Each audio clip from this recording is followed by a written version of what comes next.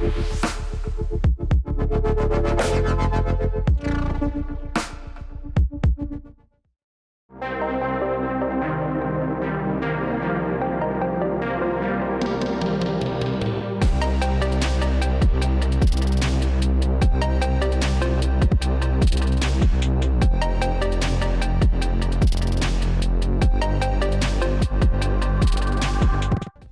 interrupt your regular viewing to say thank you to our sponsor, who is AMD. AMD wanting to make sure that you get the best performance out of your 5800X3D, or actually pretty much any AMD CPU, through BIOS updates as well as XMP. But thank you again to AMD. Let's jump straight back into the video. Welcome back to the channel, guys. Hope you're well. As you can see, we're still in a little bit of construction, but things are changing around here and soon we'll be in our final form. Today, we're going to be doing our first review on RAM. Now, RAM is something that we obviously all use, but a lot of us don't understand. So we're going to be looking at the Patriot Viper Steel DDR4 memory. It's actually 2 by 8 gigabytes, but we'll get to all the specs. Now, RAM is extremely important because it's kind of the central point for all the information switching between your SSD or hard drive and the CPU, giving instructions as to what to cache. So making sure that you have good RAM determines the speed of games. It determines actually a lot of things, the performance of your operating system, and it's something that people generally try and spend as little as possible and say, okay, cool,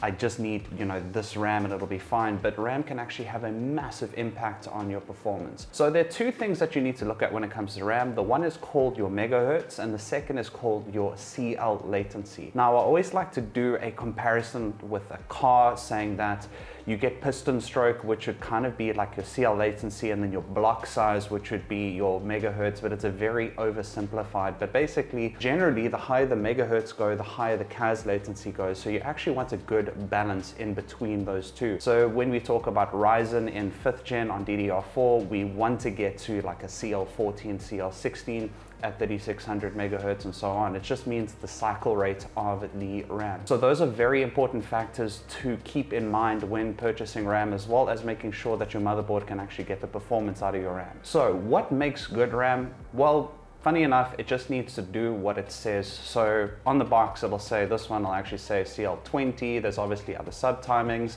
as well as 3600 megahertz. So the base performance measure of this is I put it into my PC, I put on XMP and it runs. There's no errors. I do mem test, there's no errors there, and it performs without crashing my PC. And that's generally the best determining factor behind good RAM, is it does what it says it's going to do. And then yes, you can actually push it a little bit past. Before we jump into performance, it's important to note the other components that we use in order to derive the result.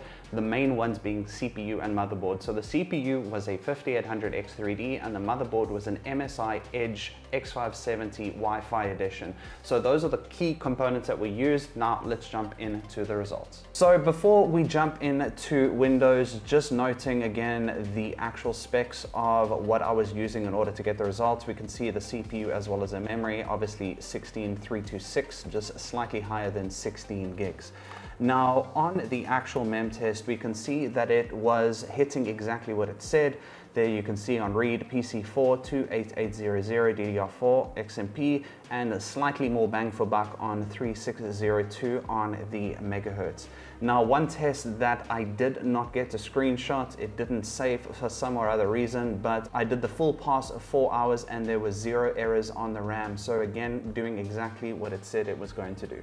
Onto the Windows side, as soon as we hit Windows, we can just quickly go to Task Manager and we can see that the speed there operating at 3600 megahertz.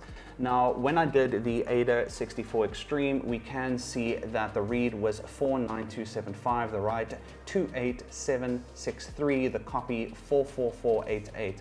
Now, the latency is quite high, and that is attributed to the CAS latency of 20. We do want this to be at around 65 or less, which is generally hard to achieve, but that's where you're going to get the most performance. So slightly above on the actual latency. We don't have to worry about the L1, L2, and L3 cache there because that is CPU bound. Now, lastly, before we move on to our conclusion, we can see the memory bus there at 1800.1, and that's because it's DDR, so you actually double that.